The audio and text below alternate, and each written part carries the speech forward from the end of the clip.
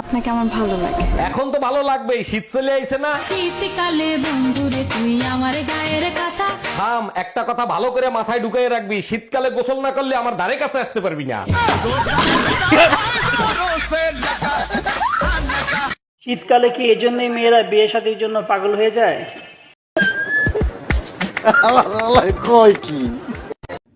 আমার ওয়াইফ আমার শক্তি।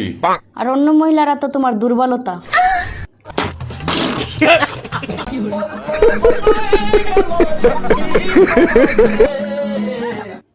আমি ভাবতেছি আজকে রাতে যে ভাইজানের কি অবস্থা হবে, সব শক্তি যে কোন জায়গাতে বের হয়ে যাবে।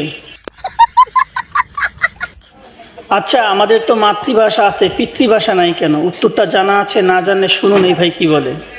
স্যার আমাদের মাতৃভাষা আছে কিন্তু পিতৃভাষা নেই কেন? কারণ স্যার মা এত কথা বলে যে বাবা কথা বলার সুযোগই পায় না।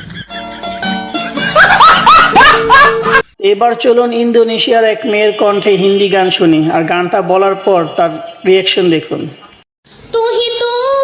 तू ही छाया, तू ही अपना पराया, और कुछ ना जानू मैं, बस इतना ही जानू ओह यार कुछ में रब दिखता है।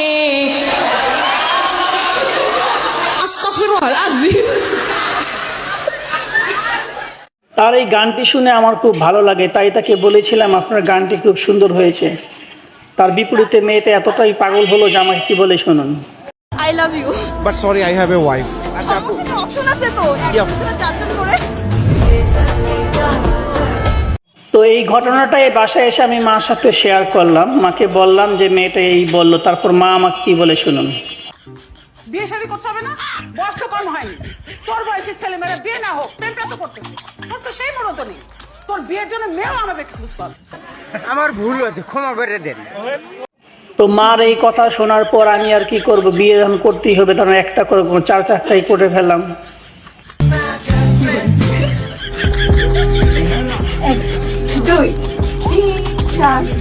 আলহামদুলিল্লাহ, যাও সবাই মিলে এখন রান্না করে যাও।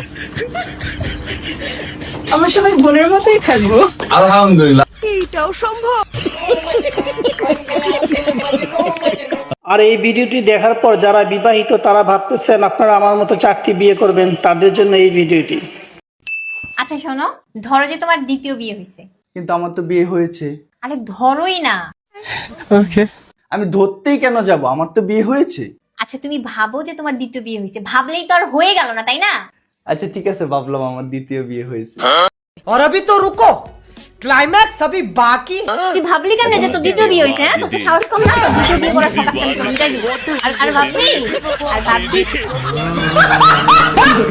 প্লিজ আমাকে ক্ষমা করে দাও।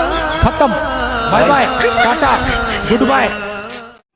ভুল করে এক বউকে বলে ফেলেছিলাম তুমি বাকি 3 বউর চাইতে একটু বেশি ক্যাটক্যাট করো, তাই সে রাগ করে বাপের বাড়ি চলে গেল। তা আমিও নিশোর বান্দা ফোন দিলাম তাকে, তারপর ও যা করলো দেখুন।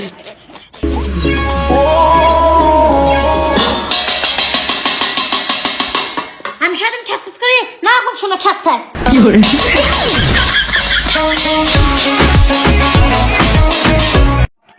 এসব দেখার পর আমার বিয়ে করার স্বাদ পুরাই মিটে গেছে, যদিও এখনো একটু করি।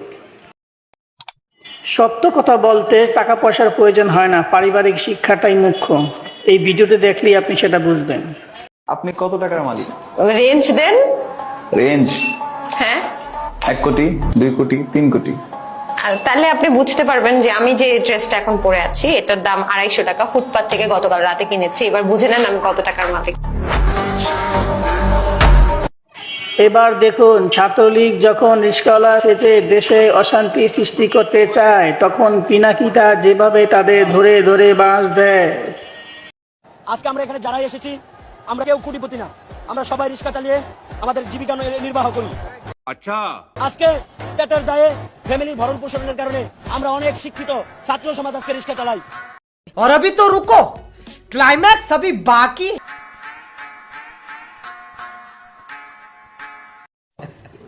আরে এরা কারা, কোত্থেকে? হারামজাদা রিকশাওয়ালা সাজিয়েছো, তো রিকশা তো পুচ্ছে দিয়ে হান্দাই দিন। আমার ভুল হয়েছে, ক্ষমা করে দেন।